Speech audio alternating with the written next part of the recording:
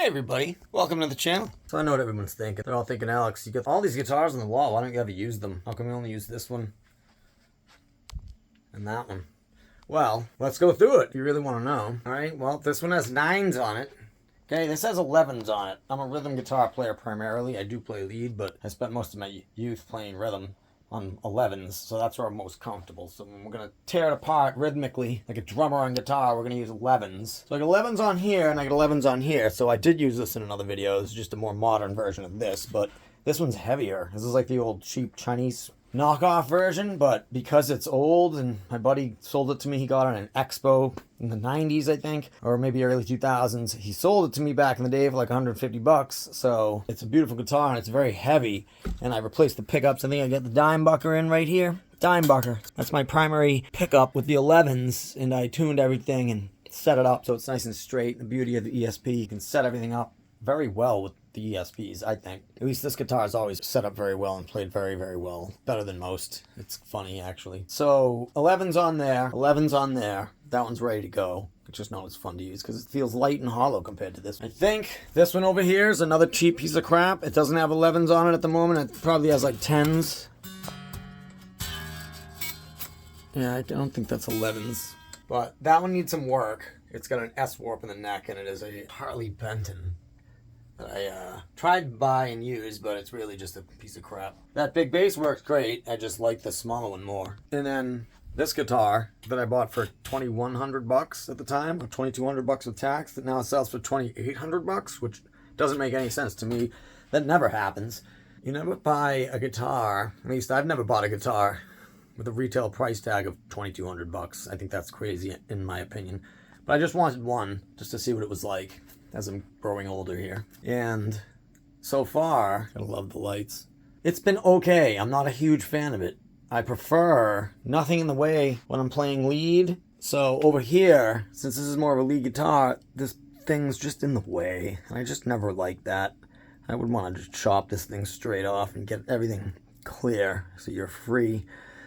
Other than that, it's pretty decent. I've had to set it up for like years, constantly trying to adjust it, so it's not perfect. For a super expensive guitar, you just couldn't get it in that sweet spot. Something will always be wrong, so I had to keep messing with it. This one just doesn't sound good at the moment. It worked for a while, and now it's just not working well at the moment, so. Alex, why don't you use this guitar? Well, because something's wrong with it, and I should probably fix it. I'm just kind of lazy. So why don't you come with me and let's try to fix this guitar. So first, let's listen to the problem and then study what's wrong with it. There's just no gain. The gain was chopped away.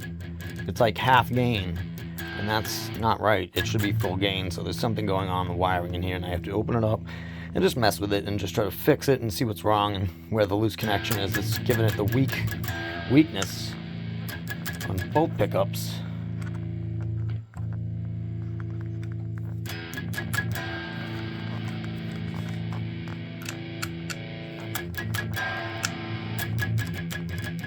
Yeah, both of them are weak, so it's probably might have something to do with the input jack here, so I just gotta get in there and look. So let's get in there and look, shall we? So this is what it looks like in the back of my ESP FRX E-II. I covered everything with copper tape just to eliminate interference, frequency, and buzz, any of that stuff. So I bet you I screwed something up, so let's try to figure it out.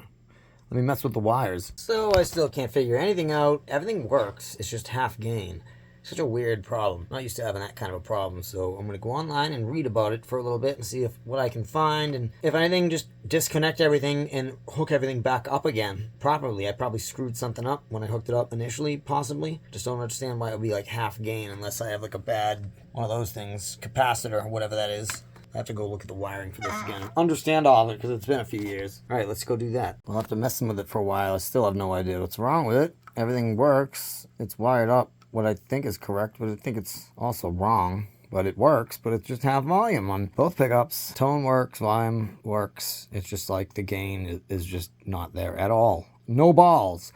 Balls level 2. No, it's probably like a level 5 out of 10. It's like half the amount of normal gain I should be getting. So I'm gonna figure that out. All I can do is disconnect it and play with things more. So let me do that. All right, so like an hour later, I'm figuring out that I got a bad pot, I think. Right now I can't even twist the knob. It's like sticking and something's wrong with it at one of the ends. It keeps getting stuck and being weird. So the first thing I'm going to do is just not use this one and use another one that works better, hopefully. It still sucks. It's missing so much gain, and I don't know why. It's also making a hum when I touch it. That's not right. So it's definitely not wired right. The tone's not working either.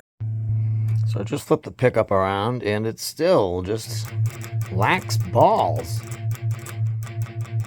Listen to that.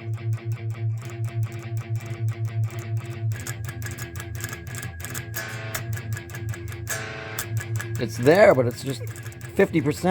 I don't know if you can hear it, but I can. It's just weak. This is so weak. That's why I never really play it. I have to fix why it's so weak. So I'm going to swap out this pickup completely. And I don't know about the other one. It's just as weak. These are the bare knuckle pickups. So I think I'm just going to try some of the other pickups I got and see what happens. Is it bare knuckles? Is it me? Is it the wiring? What's going on here? Here's where we're at the moment. I have the jack for the input directly hooked up to the pickup. To this pickup right here. With 11s. I went crazy and put 11s back on this thing so I could actually play rhythm guitar on it normally. And guess what? It still sounds like.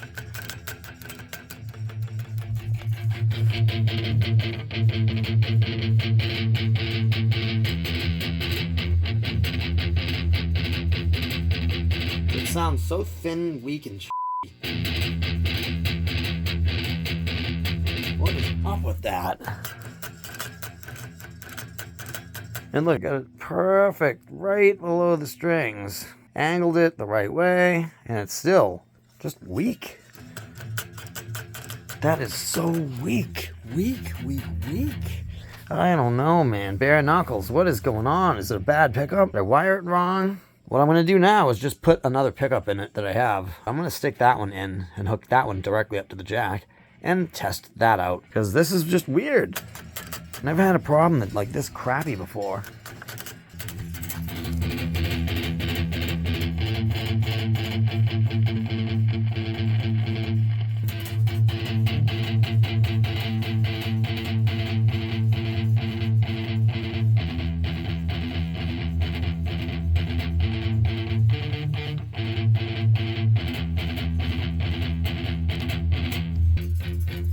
I mean, what the hell, dude?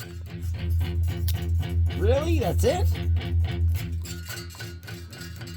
It's so weak. That is so horrible. Just to show you the difference, how it should sound with the trusty old ESP LTD.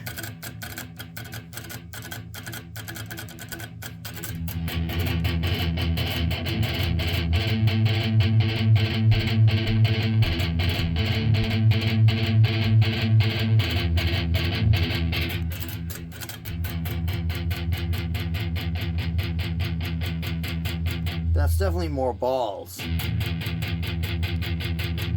So this is the DiMarzio from like 1980 something, and I'm not really that happy with it. It's cool, it works, everything's fine. It fixed itself over the time, there's no more farting.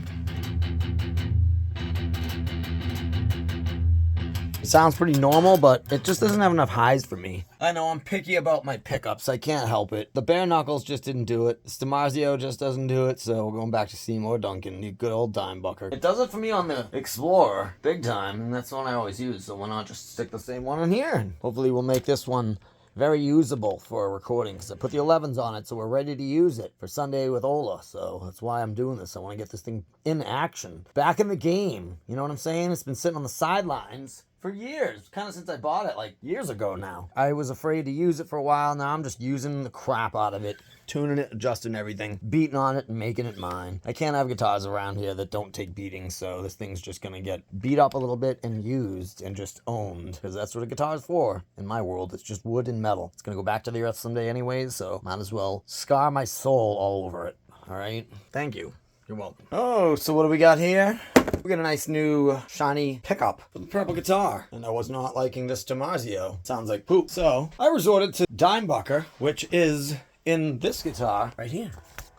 And it's what you've been hearing in every episode on my channel for the past many months. So you've already heard it and you probably already like it, I hope. So this is it. Let's open her up, shall we? Ooh, how's it coming? All right, let's see what it looks like. Oh, isn't that nice? Beautiful. Beautiful brand new Dimebucker from hell. Yep, this thing will probably kill you in the long term, but just beware, you know. Don't eat the plastic. It's very saturated to the point where it's overly fuzzy, but has smooth and crunchy distortion tone. It will give you some extra gain, but it won't go so far that your sound breaks up and is going crazy. That's a good thing, huh? You get that warm tone with the distortion mixed in, and it has the low end that's kicking you in the butt while the top end is cutting your face off in the right way, but not ripping your face off. That's what it's all about, okay? In my world, that's what it's all about. If you ever listen to a Pantera record, that's what you'll hear through this pickup. Don Bagdale. We love you, Don. And, yeah. I already got the Dimebucker. The first one right here, but it's got the, I don't know, some crappy pickup in it, but got this one years ago. So we'll be installing that tonight, hopefully, and getting down to business, doing a test. I'll show you how crappy the DiMarzio is in there now, and then I'll record with it for a second, and then we'll do the same with this, all right? So it's gonna be a good time. Ooh, beautiful. Beautiful. Beautiful. What we're dealing with, very easy. According to the internet, I think you're just hooking up a couple of wires, two of them to each other, and then power and ground. And there's one extra, so I gotta figure it out a little bit. Oh my god, it comes with a wiring diagram. How awesome is that? Nice. I don't even have to worry. Well, kinda. I only have one tone and one volume, but kinda shouldn't matter. Got the three-way. Red and white go together. One of them goes to the volume part. The hell's the ground? I think the ground goes to the... I don't know. I have to figure this out. So let's get to work, shall we? There's even additional wiring options on the back, but I'm not seeing what I need for just one tone, one volume, one three-way, two humbucker. So it's probably very similar to this. I just can't figure out what I'm looking at the moment. I think that thin wire is the ground wire. The ground's going up to the pickup, which goes to the volume and tones. And then we get the three wires to solder and then two together. So three wires to solder and then two wires together. I think that's what we're dealing with. So let's get to it. So the first thing I'm going to do is remove... Here's the wire coming out of the pickup. Now it's a little bit messy. This little power wire, red wire, going to the pickup selector. I'm going to remove that at the moment with some solder, which is going right to there, as you can see. I'm going to remove that with the solder, this red wire. Let's just get to that really quick.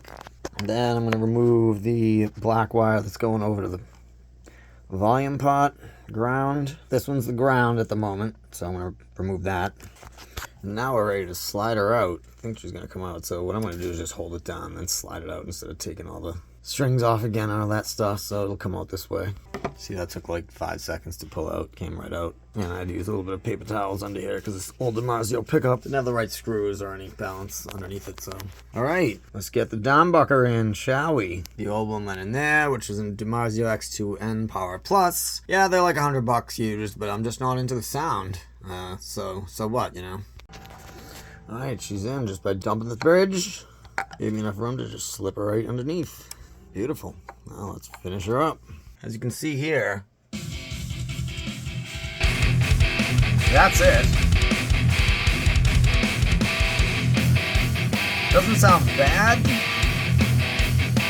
but it's just kind of like fluffy sounding. So I want to put the Dimebucker in here and test it out again, and then just retract some of that and see how it goes. So let's get to that, shall we? All right, so she's in there. Everything's great. Everything looks good. Yeah, I had to put the housing around it, but so what? It's in there. It's solid. It's very close underneath. Look at that. Look at that. Oh, yeah. We even have room to raise it or lower it all we want. Plenty of room there. Plenty of extra space on the screws and the spring. And we're ready to go. Let's see how it sounds. Ready?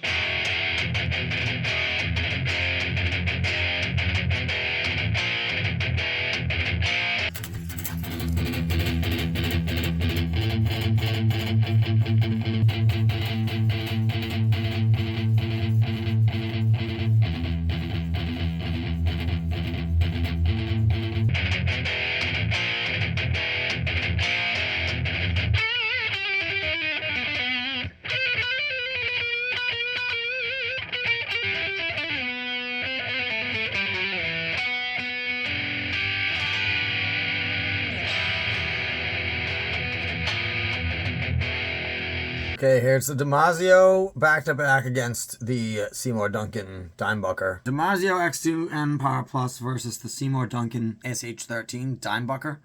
Alright, so let's hear it.